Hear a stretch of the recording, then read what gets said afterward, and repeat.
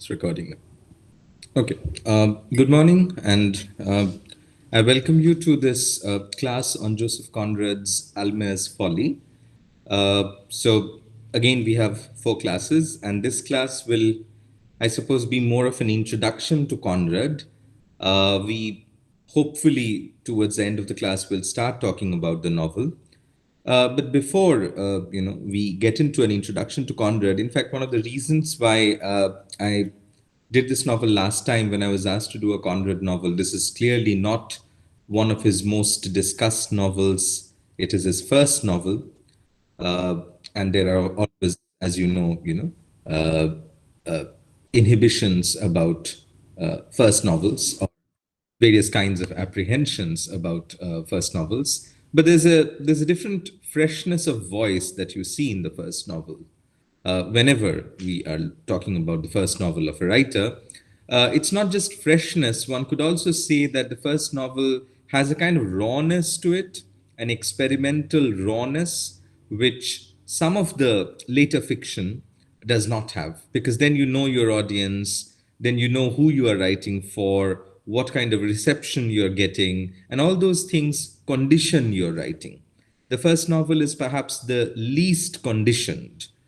So there's a defense to be made, I suppose, about all the first novels in that sense of great writers. The other thing is again a circumstantial reason. I think last year when Saswati asked me to do this class on Conrad, uh, just before that, I had watched this film, which I would definitely recommend to all of you. Chantal Akerman, the famous French feminist director, she made a film out of this novel. And this was, I think, in 2008 or 9. I'm not 100% sure. At that point of time, it was playing in movie. I'm not sure whether it's still on movie, but somewhere I'm sure you'll get it. It's called Almayer's Folly. It's a 2011. Okay, great. So it's a film adaptation of Almayer's Folly, which I would definitely recommend. She's a great filmmaker, and unfortunately, she passed away. I think a couple of years back, or maybe in the middle of the lockdown, towards the beginning of this whole scenario. Yeah. Okay, 2012. Perfect.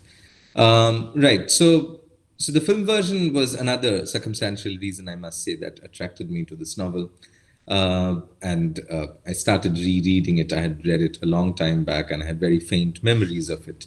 And the novel didn't really disappoint, though, as I said, it's often considered one of the more underwhelming novels. So that's just a little personal note before we get started. Now, as I said, what I'll do first up is to talk a little bit about Conrad, Conrad's life, Conrad's works, and how to place him, because it's often been a problem how to place him, where to place him, what kind of schools, literary movements should we consider him a part of. It has always been a bit of a problem because he's an interstitial character that way. So, 1857 is his date of birth, year of birth. 1857 to 1924, that's his dates. And one of the most interesting things about Conrad is his life, in fact, and the sort of colorful displacements, all the cosmopolitan, movements his life saw, in a sense. So he was born in, uh, technically speaking, he was, though his background is of course Polish, as you all know. Conrad is, in Polish, supposed to be written with a K, Konrad. So the C is an anglicization in itself. So his background is Polish, of course, but he was, technically speaking, a Russian because of the whole history of Poland at that point being colonized and so on.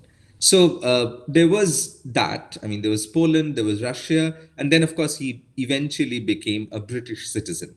In fact, by the time he writes this novel, he's already a British citizen. He has retired from the sea, so to speak, and he has taken up writing, and he's in England, primarily in Kent. That's where he dies. So we have all these movements in the middle, of course. We'll talk a little bit more about that. He goes, into all kinds of places, from Africa to India to Australia, there's hardly a part of the world he hasn't been to. And all those colorful experiences that he has as a sailor, as someone who works in the dock, that entire life world, the life world of the sea, the maritime world, or the nautical world, whatever you want to call it, that comes alive in his fiction. As we know, it's very strongly filled with these, maritime settings, maritime imageries, and so on. And the sea and the river play a very significant role almost all through his works. Now, how to place him? As I said, technically, if you look at the dates, he would be possibly called a late Victorian novelist, or someone who's more of a 19th century writer. But then he has often been anticipatorily considered a kind of early modernist or a proto-modernist. This is primarily because of the themes of his work and also the style that he adopts. But before we go into those aspects, I also wanted to mention not just this cosmopolitan journey all through his life, but the fact that English was, as you of course understand, not his, again, mother tongue.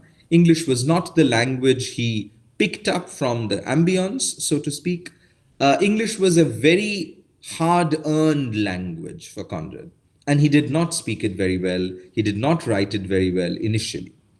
So it's very interesting that his linguistic struggle, his struggle with the English language, led him to a writer, which is, quite often the case. In fact, the more you struggle with a language, the more you want to sort of perfect it. Not that you always become a writer that way, but that linguistic struggle is something that we see reflected in a very ornate rhetorical style that Conrad adopts.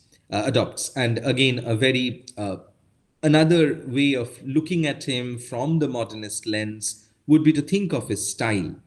As many of you would know, there's one way of looking at modernism, which is a historical periodized way of looking at modernism, where you think about, okay, 20th century, first 3-4 decades, high modernism, then late modernism, then postmodernism, and all those appellations. But another, more, let's say, non-historical, not dehistoricized, because style is not dehistoricized ever, as as various critics have argued. I don't want to get into that, but anyway, as Lukács and others, of course, have argued. But modernism could also be seen as a matter of style, as famously Virginia Woolf would say in the essay on modern fiction, or Mr. Bennett, Mrs. Brown, where she talks about this new style, or the lack of style. In fact, what she calls lack of style, the fact that there's an experience she has in the compartment of the train. I'm thinking of Mr. Bennett, Mrs. Brown. She has this experience in the compartment of the train, and she doesn't have the apparatus to write about that, she says, because the contemporary style, the classical style of 19th century realism has failed her, and has also failed this experience, which requires a new style, or what she calls a lack of style. Lack of style because, as she famously goes on to argue in that essay, one has to see and hear the atoms fall in the mind, and one has to follow the order in which the atoms fall in the mind. And that leads to that idea of automatism and eventually stream of consciousness and all of that. Without going into that, what we would see in a novel like Almayer's Folly is a kind of stream of consciousness, which is concretized by the presence of the river, to the point that we could call it some sort of a river of consciousness. So we are going to be given a very interiorized psychological take on the mind, on the workings of the mind of this character, Caspar Almayer, the businessman. That's one. But at a more concrete level, we have this river, literally this river, the river that Conrad calls Pantai. That's not the real name of the river. The area that he describes in this book, we'll of course come to this in more detail, I'm just opening it up, is this area called Borneo. which in itself is quite Bornomoi, if I may use that multilingual or interlingual pun. Borneo is a very interesting place because part of it, it's an island, and parts of it go into Indonesia, parts of it go into Malaysia. So there's a complicated, again, not multicultural. I'm deliberately not using the word multicultural because multiculturalism is a state policy usually. And here, what we are talking about is a more complex kind of cosmopolitanism, where it's much more conflictual. Multiculturalism is some sort of a dictated peace, so to speak, where you cannot have conflict of cultures. But these are all places where there's a very strong conflict of cultures. And of course, we are talking about the colonial period. So this is Borneo, primarily, a Malay culture, let's say, that prevails in this period, in this area, as we shall see in this book. It's primarily a Malay culture that prevails there, but the Dutch colonial settlers are very much there.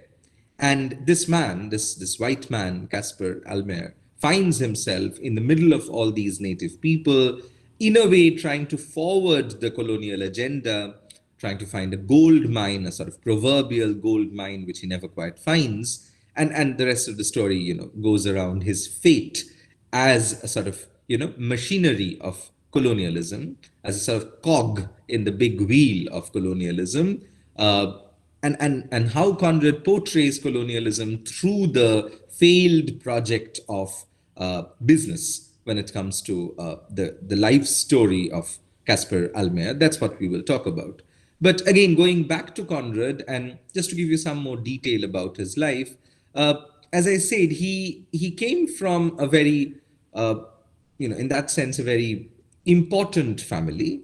His father was also a writer. This is something that perhaps needs to be pointed out. His father, whose name is Apollo, I cannot make myself pronounce the surname. It's extremely difficult, these Polish surnames. Anyway, his father, Apollo, was also a writer. But more importantly, he was a political activist. He was someone who rose up in that sense against the Russian Empire, right?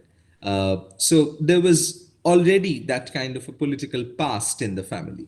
And in fact, Conrad always had a very strong sense of guilt about not, continuing the struggle that was started by his father, who was imprisoned after a point, and so on and so forth.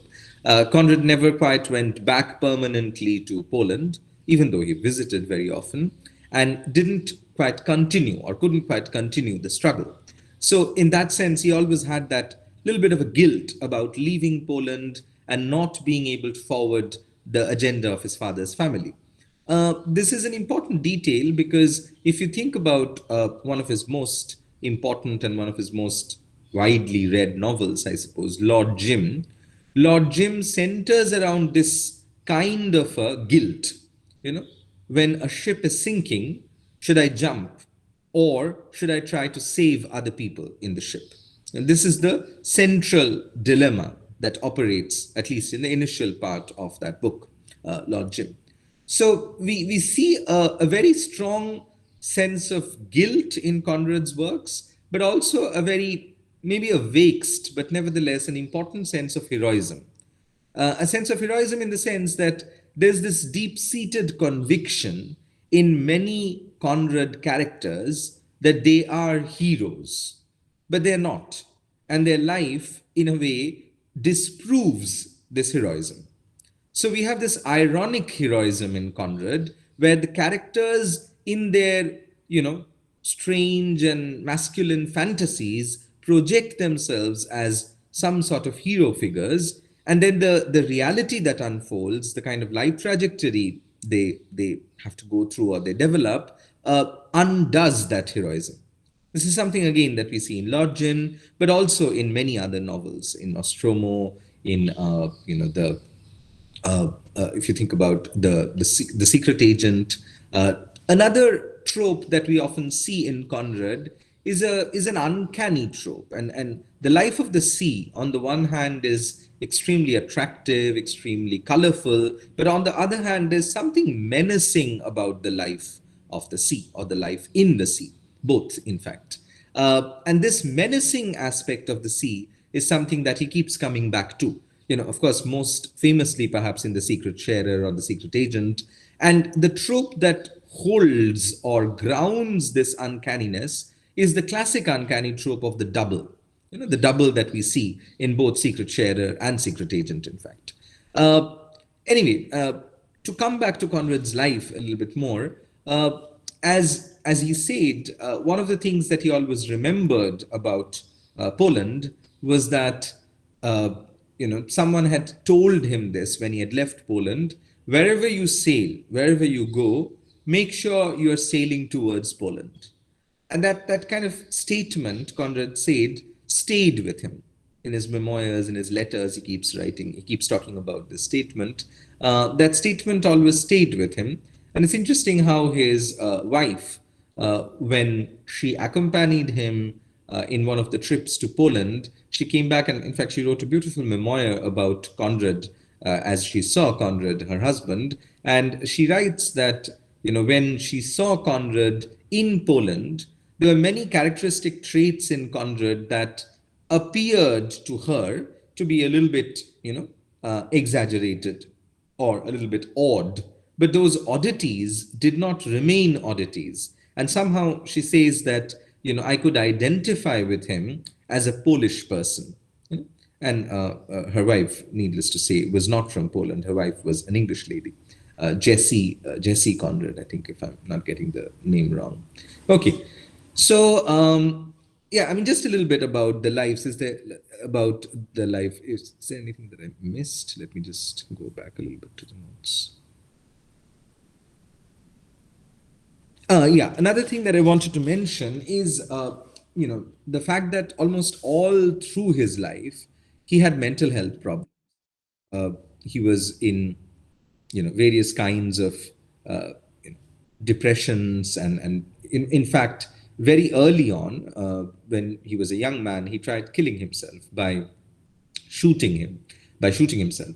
So there were, these bouts of depression or these mental health issues that we see all across his works. We will see a little bit of that in Almayer's Folly as well. Almayer's kind of descent into madness, especially in the last part of the book. But the mental health problem is a biographical reality as well as a kind of fictional reality in his works. Now, when it comes to slotting Conrad or placing him in literary tradition, as I said, he has often been seen as a sort of intermediary between Victorian 19th century realist fiction and, more modernist fiction of the 20th century, the first half of 20th century. And the primary reason for that is his interest in the human psyche, his interest in psychologizing realism. Now, if you think about it, that was the predominant movement from Victorian fiction to modernist fiction. Of course, I'm generalizing and simplifying things to a certain extent, but if you think about the movement that we have from someone like especially early Dickens to Joyce or Woolf, is that realism becomes psychological. We start going into the workings of the characters' minds, right? And that's what makes Conrad more of a proto-modernist, because of his interests in the psyche. He has also been, in a way, claimed to be an existentialist, of course, from a retrospective point of view, because the movement of existentialism that way happens, in fact, in and around late modernism, post-war, 40s, 50s, 60s, and so on. Especially it becomes very important with people like Sartre and Camus in France. By the way, Conrad did spend an important part of his formative years in France too, and he knew French quite well. Anyway, coming back to what I was talking about, so he's been claimed to be an existentialist sometimes because of the theme of existential despair and angst in his works. He has sometimes been called a proto-modernist, someone who anticipates modernism, especially in terms of psychologizing modern realism. Another point that I wanted to make before we move on is, of course, the newfound interest in Conrad largely comes from the post-colonial canon. and the fact that, many of you would already know this. Chinua Achebe, the famous African writer, uh, wrote an essay where he accused Conrad of being a racist. Now, this question of racism will haunt us in Almayer's Folly as well, and we would see how peculiarly divided Conrad is as a writer. There are moments where this work would appear to you to be racist, but there are other moments where you would see a very complicated kind of human investiture in some of these, other races. So it's not a very simple verdict one can dish out that Conrad is a racist. And of course, I mean, the historical point of view has to be kept in mind that this is someone writing towards the end of the 19th century, and there are certain discursive rhetorics that are not there.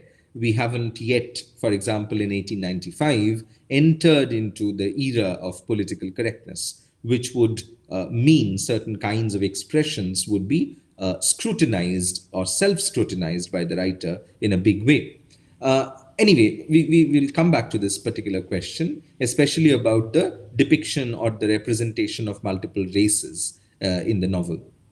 We will also come back to the question of gender, which is quite important because the entire book, in a way, revolves around the father-daughter relationship with some, sort of curious Shakespearean echoes, especially towards the end of the book. The genre of the novel is kind of interesting because it's quite complicated, and in the sense that it's flexible. It seems to be a romance by and large, but then it almost moves into a sort of a tragic zone. So there's a sort of cross between tragedy and romance. Again, we'll talk more about this. The first thing that I wanted to say, now that we are going a little bit into the novel, and before we do, I just wanted to comment on the title, which I'm sure you're already sort of maybe wondering about. So the word folly has a double meaning. For those of you who have read a little bit into the book already, you know this, I'm sure. Folly here does not refer to simply foolishness or stupidity, which is one of the meanings of the word, right? Conrad is evoking a pun here, or a kind of homophonous word association. Folly in architecture refers to another kind of a meaning. It refers to a particular house, more of a decorative outhouse kind of an object. Folly may not be the residential house where one stays. Folly is more like an outhouse, or a kind of a decorative outhouse you build near and perhaps inside the premises of your residential building. And it's again, it's a particular architectural term that refers to that kind of a construction.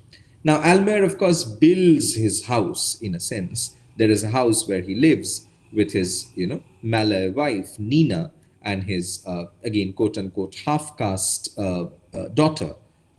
Sorry, Nina is the daughter, I'm sorry. Mrs. Almayer has not been named in that sense. So Almayer marries the daughter of a local merchant, Lingard, and has this, daughter of mixed race, Nina.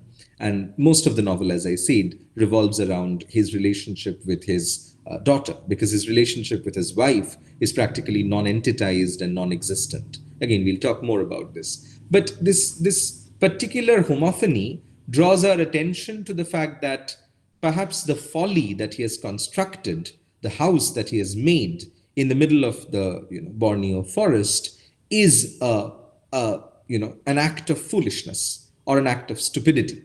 Now, one way of thinking about Conrad as a post-colonial writer, and this has often been pointed out, is that he talks about the pathos of colonial mastery, the pathos of colonial mastery. So again, in the form of Caspar Almayer, he creates this character who's like a colonial master. He's a businessman, primarily. He's not exactly one of the colonial honchos in that sense, but he wants to make his own life, rich and pleasurable by, drawing on the gold mine in and around Borneo. So it's a classic case of greed and fall of hubris, fall of greed is what the novel shows, and therein lies its sort of tragic dimensions. But the construction of the house, which is anyway half made, and towards the end of the book, Almayer himself burns it down and lives in the folly. The house itself, as it were, becomes a very, almost a pathetic reminder and a remainder both of the empire. So what we see here is very much a decline of imperialism, and in a way that's what shows the pathos of colonialism, in the sense that we're talking about a white man who constantly feels alienated from everyone around him because of racial reasons, thinks he has wasted his life, and yet cannot leave that life. It's too late for him, perhaps. He could have left it earlier, but he cannot come to renounce that greed either, the greed to find the gold mine. In fact, when Nina falls in love with Dane Marula is the local prince, a local Malayan prince, and he comes into the picture precisely because he is brought into the picture by Almayer. Almayer wants him to help him find the gold mine. And then eventually, he falls in love with, and they fall in love with each other, the daughter and Dane Marula, and it takes a different kind of turn. Again, we'll come back to the plot points later, but I wanted to mention how Conrad's work could be seen, if not as a vociferous critique of colonialism, at least as a very, let's say, pathological description, or a pathological depiction, I should say, of colonialism, of the colonial psyche of masterfulness. Again, we'll come back to all these points. Another thing that I would want to talk through as we go into the book further, and this is again around the question of psychological realism, would be this particular phenomenon of the voice, how the phenomenon of the voice becomes a trope throughout this novel. And here, let me take a very quick detour and talk about a book, and particularly a chapter from that book. Peter Boxall, who's a modernist critic primarily, he wrote a book in that Cambridge Value series, which some of you may know about. This book is called The Value of the Novel. Now, in The Value of the Novel, what Boxall does is quite interesting. He doesn't read the typical modernist novels at all. In fact, throughout the book, he uses certain modernist notions or concepts or ideas like failure of representation, failure of language, the idea of time, the idea of the voice in one of the chapters that we will soon talk about. So he uses these modernist devices or tropes to revisit the history of European realist fiction, conventional realist fiction. In fact, going as far back as to the very beginnings of the novel, if you think about it. I mean, talks about Dickens in the book, talks about Swift, Daniel Defoe, and all these people. So in a way, it's an attempt to show how realistic novels were not all that realistic. So he's using modernism more as a heuristic device to look at non-modernist fiction. That's what he does throughout the book. Now, in one of these chapters, he talks about the voice as, of course, a general ingredient of the novel, but specifically speaking, what does modernism do to the novel voice? And it starts with some, of course, more timely, questions around the voice, such as, if you think about it, we live in a sort of generation of audiobooks, right? There are more and more people hearing books than reading it. And what does that do? It's about the voice, right? With the, if you think about the LibriVox recordings or many of these, even our, Desi Bengali Sunday Suspense and all those things, right? There's a lot of audiobooks all around YouTube, all around these, and audiobooks are sold. Another interesting phenomenon that we see these days is writers themselves who have written the novels do their own audiobooks. two famous writers who keep doing audiobooks of their own novels are Paul Auster and John Banville. They keep doing audiobooks of their own fiction. So there's perhaps again a very strong investment with the writer. So you would perhaps want to collect an audiobook narrated by the novelist herself or himself, right? Because they have written the book. But this is a question, and again, I'm going into a different territory here, but I'll come back very soon. So if you hear a book of fiction narrated by Paul Auster, does it somehow, in a way, authorially colonize your readerly consciousness? Because then you keep thinking about each word of the book as a narration from the writer. Whereas, as we know, if that particular invocatory phenomenon of audiobook had not been there, there's no problem in understanding that a novel is written by Paul Auster, but not narrated by him, right? There are various narrators. Narrators could be characters within the book of fiction, or they could be, books could be narrated by an extra diegetic narrator, someone who's not part of the diegetic world of the novel. But that does not mean that the narrator has to be the author himself or herself. But when you hear the novel in the voice of the author, it does something to you. So again, these are other questions which are perhaps within the purview of digital humanities and some of these more contemporary ways of dissemination of literature. I don't want to spend too much time on this, but it's an important question. When you read a novel, whose voice is it that you hear? Do you hear your own voice as the reader? Do you hear your imaginary voice of the author? Do you hear the character's voice?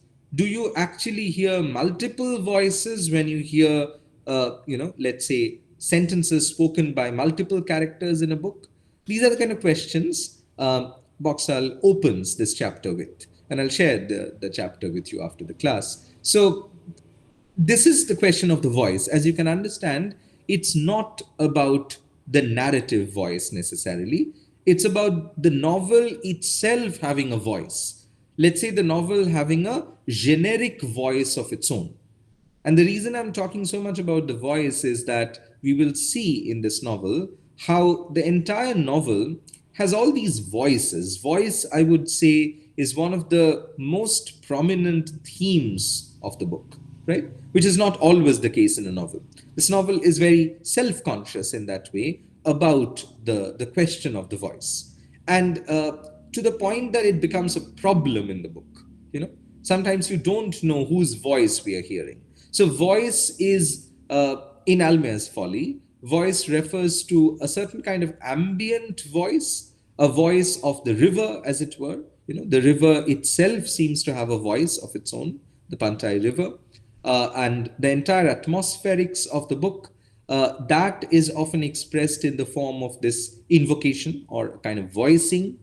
The characters, of course, have their own voice, as they always do, but throughout the book, you will see the term voice being employed in various ways. As I said, primarily in this atmospheric way, that the ambience itself has a voice of its own. But there are also these functions of the voice, such as the rumor, the social rumor that goes around various parts of the book. There's a sort of a more psychotic kind of a voice hearing that happens towards the end of the book, especially with Almayer. Voices are attached to superstitions, various practices, cultural practices that we might call superstition, including things like demons, possessions, and so on. So voices are attached to some of these ideas of hallucination, unreality, and so on. But voice is a central thread in the book. And that's why I wanted to mention this particular trope. Now, we don't have a lot of time, but I do want to begin at least talking about the book. The book has an epigraph, which, as you can see, perhaps, I don't know which edition you're using. I'll try and refer to, chapter titles. Oh, by the way, another thing that I forgot to mention, should have mentioned earlier, just as with the Unnameable, we were talking about one novel that is part of, a larger trilogy. There is a trilogy here as well. But again, these are in that sense, quite independent. There are three books that talk about the local, monarch, as I said, Lingard. Lingard's daughter is the wife of Almayer. Now, the three books, this one, of course, and then what is the one called? There's The Rescue, and then there's what is it called? The Cast of Shadows or Outcast of. Sorry, I'll just give me 1 second. Completely dropped out the name. I have to check this. Yeah, An Outcast of the Islands. An Outcast of the Islands, in fact, is the second novel that Conrad writes after this. This is the first one, and then The Rescue. So this is also part of a loose trilogy, even though they're completely standalone, and we don't really need to read the other two to understand this one. Of course, it's good to read them if you want to. That's one thing I wanted to mention, that it's often called the Lingard Trilogy because it follows that character and we go back in time. In fact, the other two novels are not about Almayer. Almayer dies at the end of this book, and this is the only book that is talking about Almayer. But The Rescue and Outcast of An Outcast of the Islands, they're more interested in going back in time and tracing the lineage of the Lingard family, and for example, how Mrs. Almayer was rescued by Lingard, because she's not the blood daughter of Lingard. She is in fact rescued by Lingard from this ship of dacoits. Anyway, another thing that I wanted to mention briefly before we talk about the preface is how there's a particular genre of the novel or a subgenre of the novel that gets established with novels like Almayer's Folly. And of course, it's not very difficult for us to understand that, because there's a lot of that in India, especially in Bengal.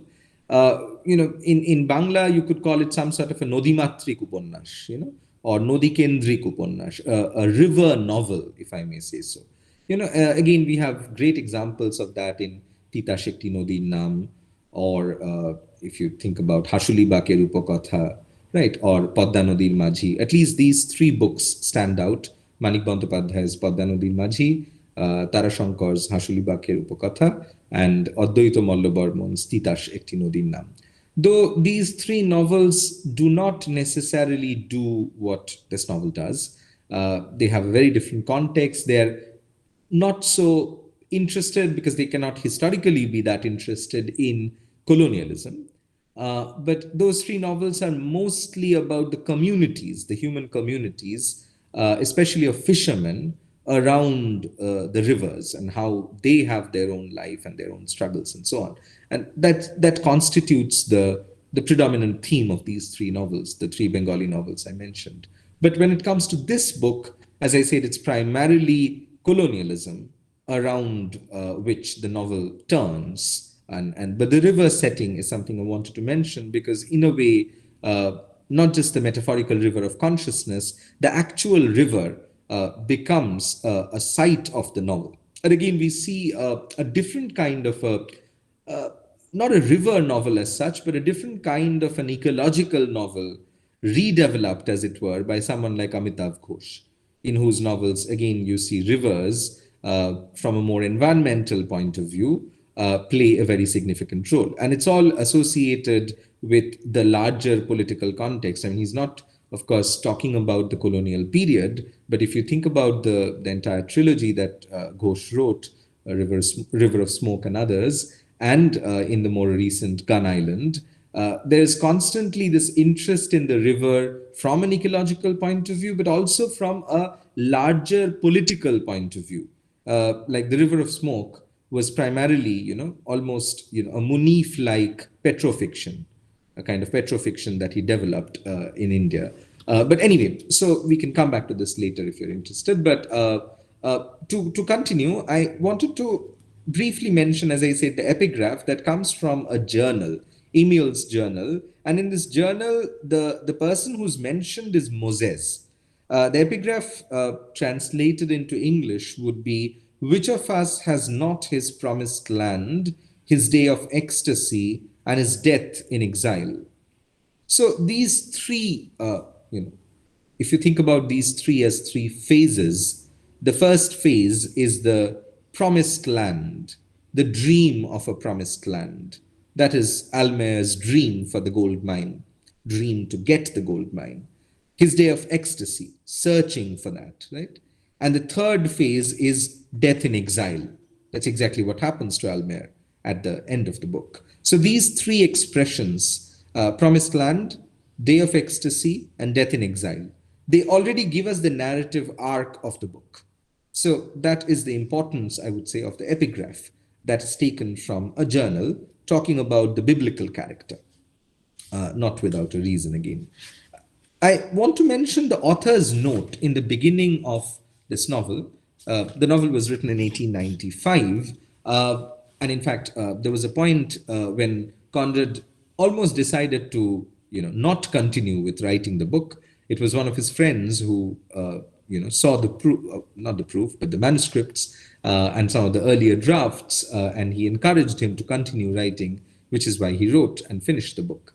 Anyway, the author's note, which is again dated 1895, the same year the book came out, is quite interesting because it kind of goes back to some of these questions of cultural gaze, intercultural gaze, judgments associated with intercultural gaze, exoticism, Orientalism. All these things, in a way, are interestingly marked in this author's note.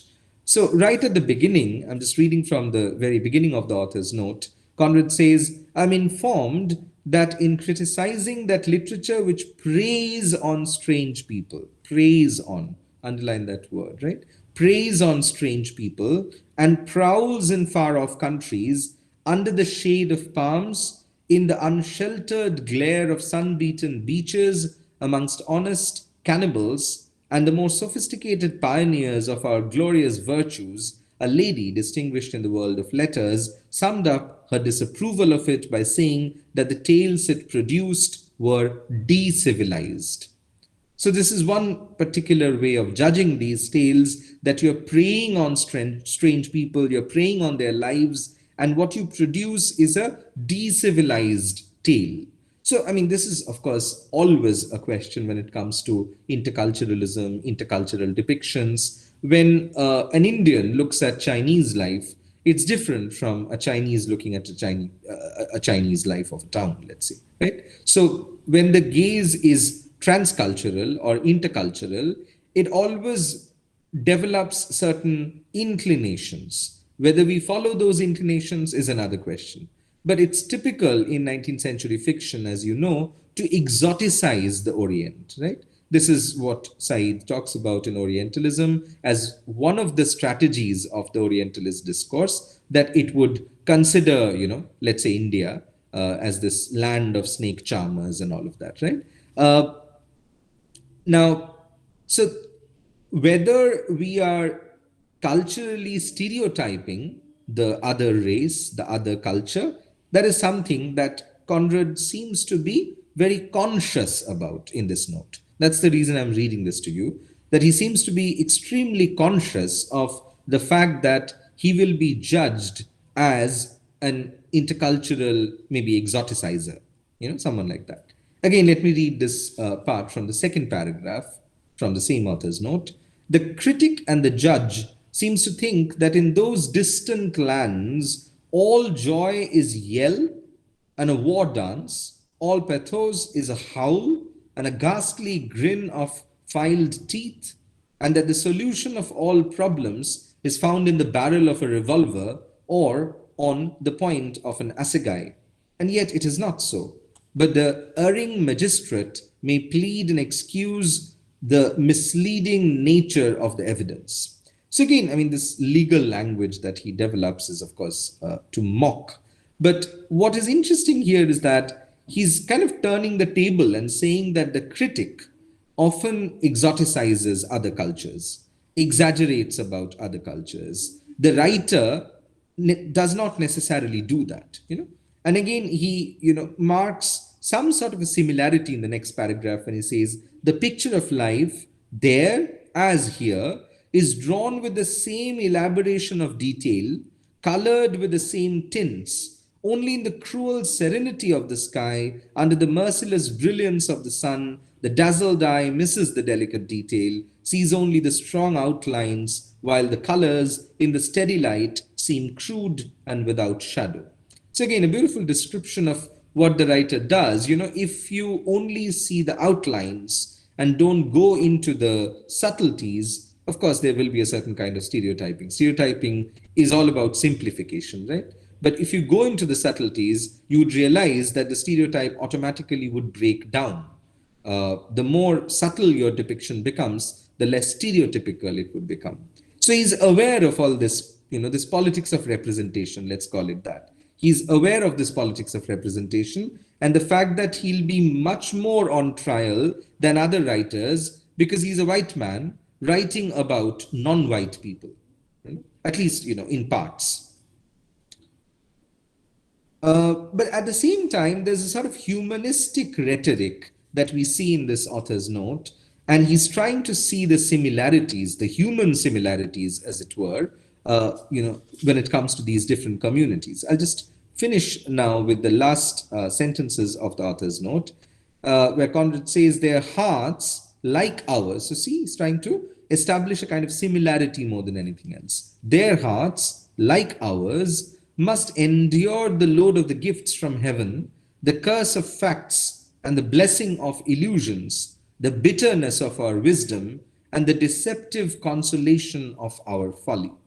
So when it comes to this, to use an existentialist expression, when it comes to the human condition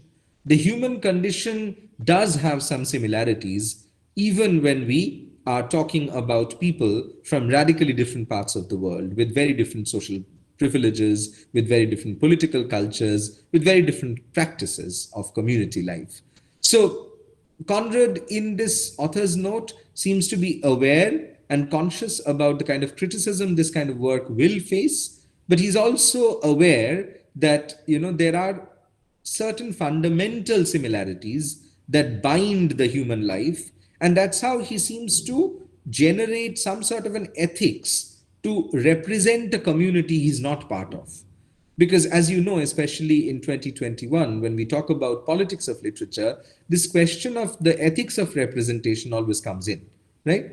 So a white man writing for African subjects is always already complicated, right? And that is a complication that, so many years back in 1895, Conrad is already aware of, right?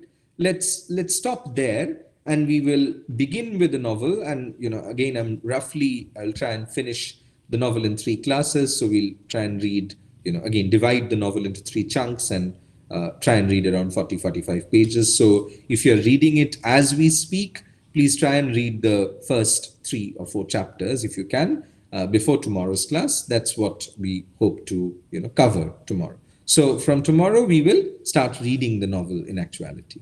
Thank you. And just stop the recording. Actually, is there a question? I forgot to ask you that. Sir, yeah. Sir, you talked about these novels where rivers play a very important part as a motive, or as rivers are almost a character. I don't think in Conrad's Heart of Darkness, rivers are characters per se, like they are in this one. So the thing is that in Conrad's Heart of Darkness, we see the Congo River and how it is like the imagery of the Congo River and how the people on the banks of the Congo are described in a very exoticized way.